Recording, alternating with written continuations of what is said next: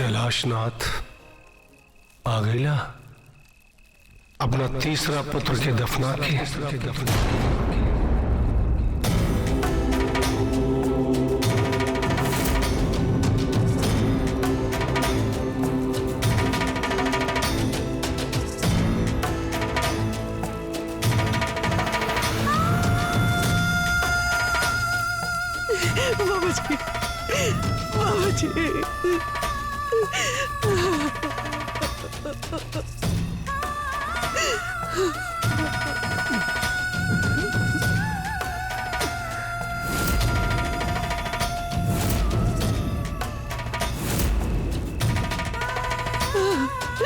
बाबा रवा तो अंतर्यामी बानी, रवा के तो सब पता बा। आखिर कब तक अपन कोख से जन्मल बच्चा के ऐसे दफनावत बानी। कैलाशनाथ तोरा कुल में पुत्र दोष बा, लेकिन अब समय पूरा हो गइल बा।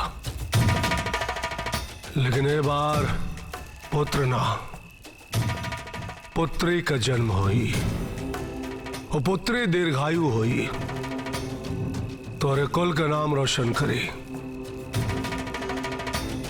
वो कोनो मामूली लड़की ना हुई, बहुत ही गुणवान, शीलवान, शक्तिवान हुई। वो कन्या के कथा और गाथा सिर्फ पृथ्वी लोक में ना, देवलोक में, देवलोक देवी और देवता भी गई हैं। ला बबूत अपना कोख में लगा लिया। बम बम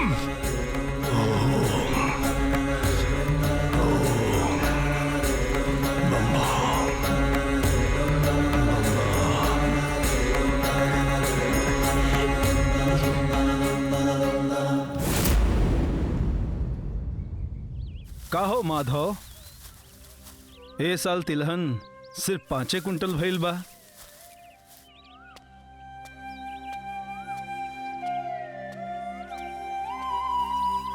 और देखतानी कि चना भी 15 कुंटल भइल बा।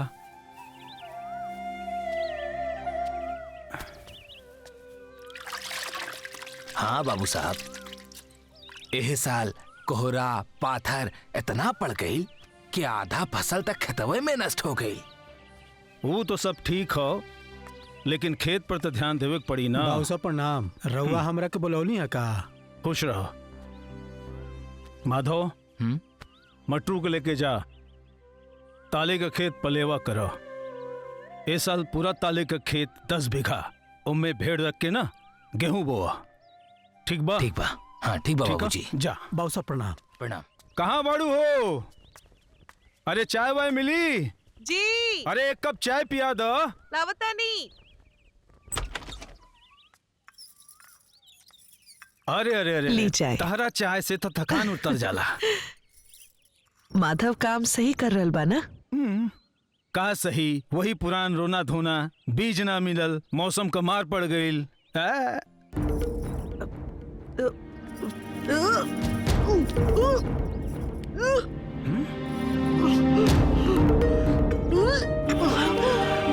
अरे वैष्णवी, कहाँ भइल?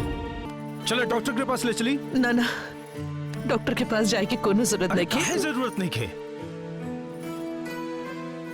रवा घबराई मत, रवा खातिर एगो खुशखबरी बा। का?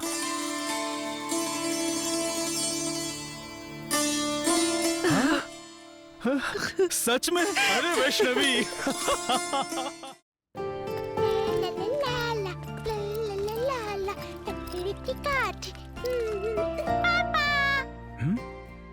हाँ।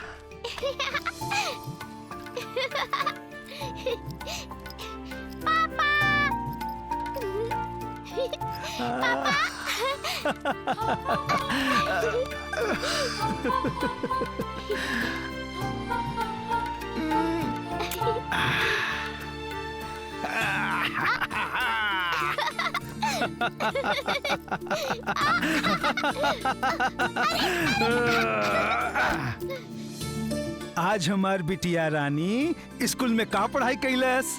आज हम कविता याद करनी। हाँ, अरे तनी हमहू के सुनावा। हुआ सवेरा चिड़िया बोली, बच्चों ने फिर आंखें खोली। हाँ?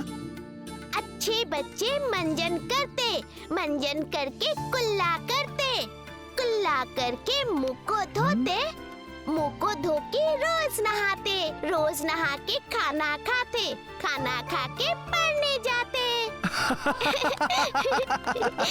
अरे वाह वाह रे बेटा, चलो दोनों लोग खाना खा जाए। अरे हमार बिटिया आ गई बा। अच्छा सुनी जी, बिटिया के खाना खिला दी। हाँ, हम औरत लोगन के साथ जाता नहीं पूजा करे हाँ, खातिर। ठीक बचा। हाँ। हम चलो।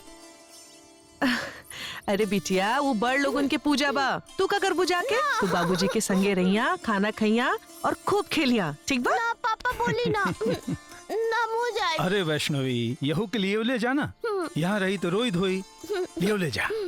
तू ना बहुत जिद्दी हो गई बाड़ू। हाँ, अच्छा ठीक बा, चल चल। निकाल, दे दा धीरे से।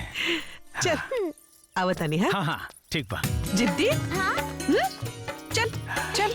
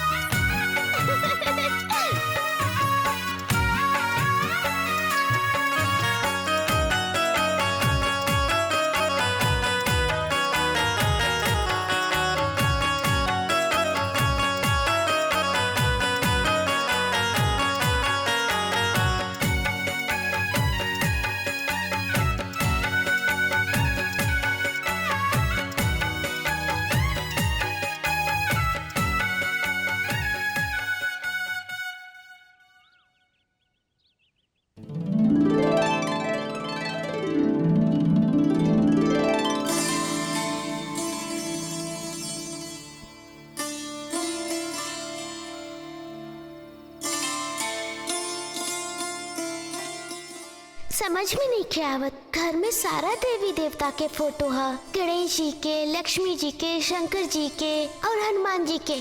तो फिर माई बट वृक्ष के पूजा करे काहे गईली? कैसे पता चली? माई से दिन में पूछ ले। बिटिया, नींद नहीं क्या आ रहल का? सो जा। माई, हाँ एक बात पूछी? का? आपन घर में इतना देवी देवता लोगन के तस्वीर बा, गणेश जी के, लक्ष्मी जी के, शिव जी के, हनुमान जी के, लेकिन तू वट वृक्ष के काहे पूजा करेलू? वट वृक्ष में वट सावित्री माई के वास होला, यही मान्यता बा। और वट सावित्री माई बहुत सती रहली। अल्प आयु में ही जब उनकर पति सत्यवान के मृत्यु हो गए रहे, तो वो यमराज से लड़ झगड़ के अपन पति के प्राण स्वर्ग लोक से वापस ले आईली। तब से सब संसार की औरतें वट सावित्री माई के व्रत करेली, वो भी अपन पति के लंबी उम्र के खातिर। बुझलो? हाँ, हम बुझ गए नी। जब हमरो शादी हो जाई तो हम अपन पति के लंबी उम्र खातिर वट सावित्री माई के व्रत रखब। वट सावित्री माई हमार पति के रक्षा करिए। अरे बाप रे बाप, इतना अच्छा दिमाग और इतनी बड़ी बड़ी बातें। अच्छा एक बात बतावा, हमनी के मास्टर जी के तू पढ़ाओ कि मास्टर जी तोहरा के पढ़ाओले? चल सोच जा।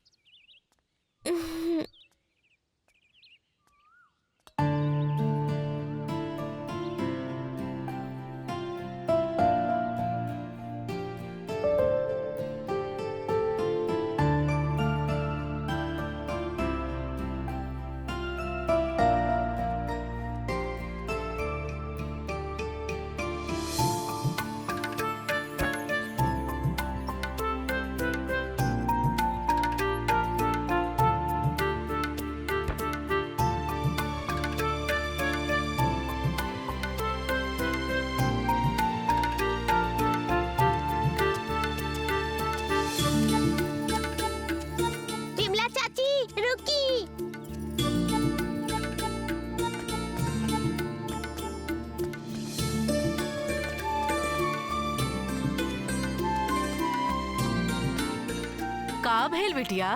चाची आज केहू वट सावित्री माई के पूजा करे ना जाई का? नहीं बिटिया, साल भर में एक बार होला माई के पूजा।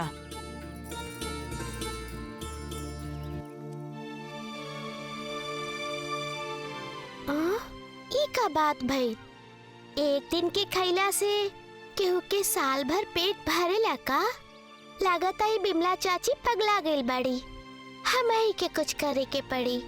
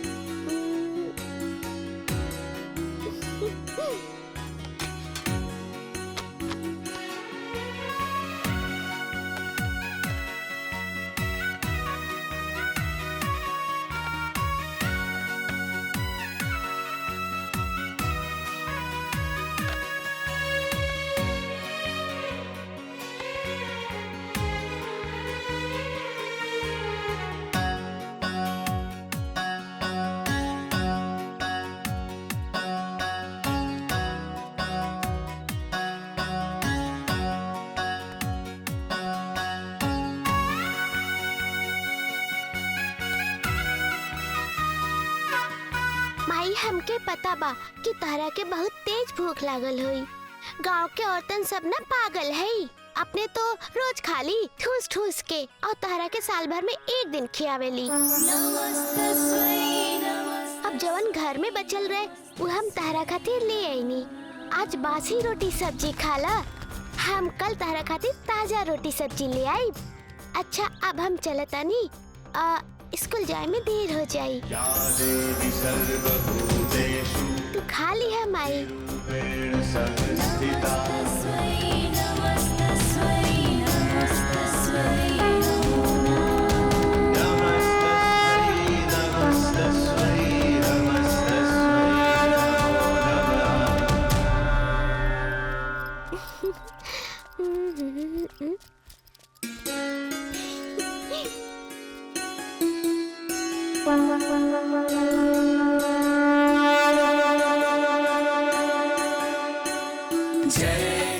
चलना राधना, स्कूल में लेट होता। चला।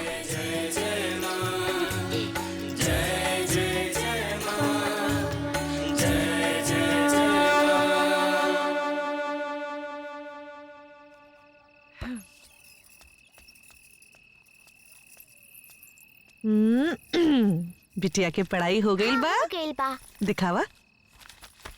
अरे वाह, चला पढ़ाई वढ़ाई बहुत हो गई। हाँ अब सोते चले के, कल सवेरे बिटिया के स्कूल भी जाए के बा।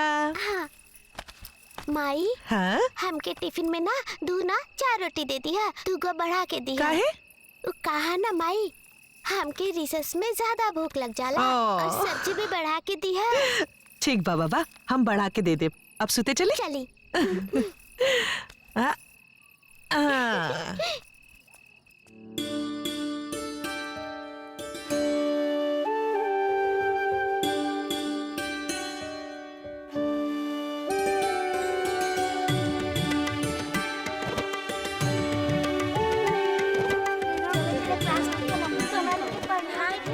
प्रभु हमें तुम पुण्य बना दो,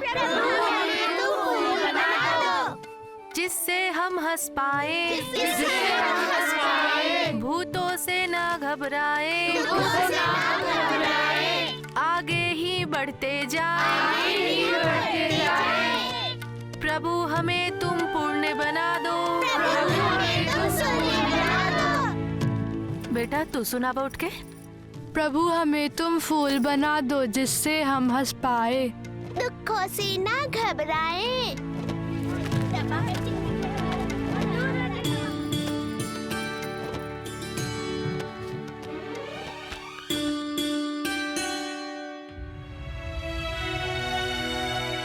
अरे हम तो सब खा गए नी, अब वट सावित्री मैया के का खिलाई?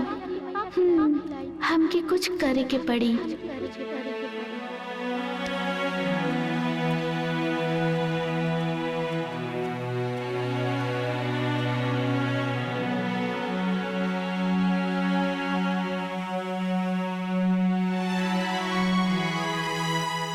अंकल ये दे दीजिए।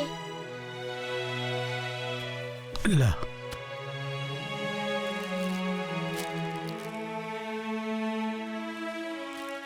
कितना पैसा हुआ? 20 रुपया। ये लीजिए। ये हम बट सावित्री मैया के खिला दे। वो कहिए ना तो बहुत खुश हो जाइए। या देवी सर्वभूतेषु शक्तिरूपेण संस्थिता। या देवी सर्वभूतेषु शक्तिरूपेण संस्थिता।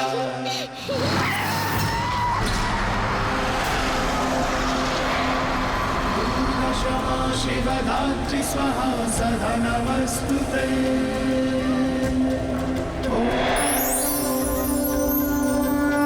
या देवी सर्वभूतेषु शक्तिरूपेण संस्थिता।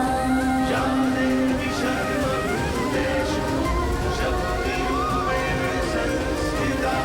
नमस्तस्मै नमस्तस्मै नमस्तस्मै नमो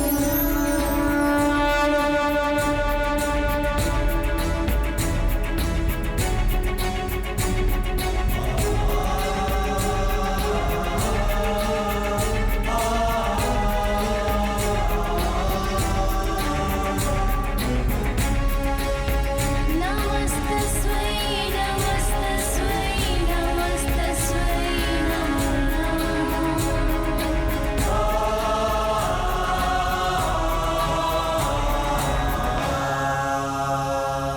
या देवी सर्वभूतेषु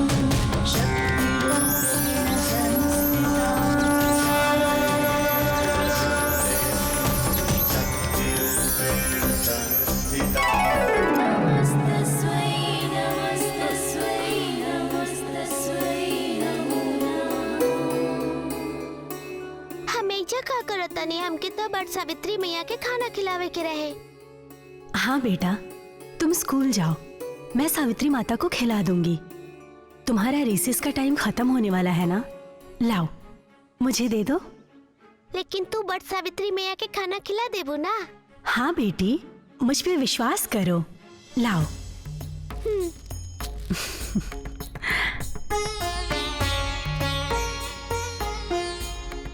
बच्चा समझ के हमके बुद्धू मत बनैया, समझ गेलू ना? और जब हम स्कूल से आए तब हम देखब कि तू बट सावित्री माई के खाना खिलेलू कि ना।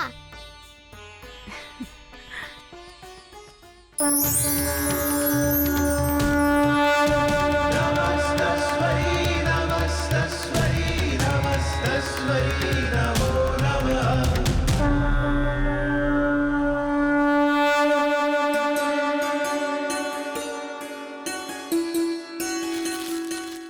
आपन पसंदीदा फिल्म देखे खातिर डाउनलोड करी दंगल प्ले ऐप।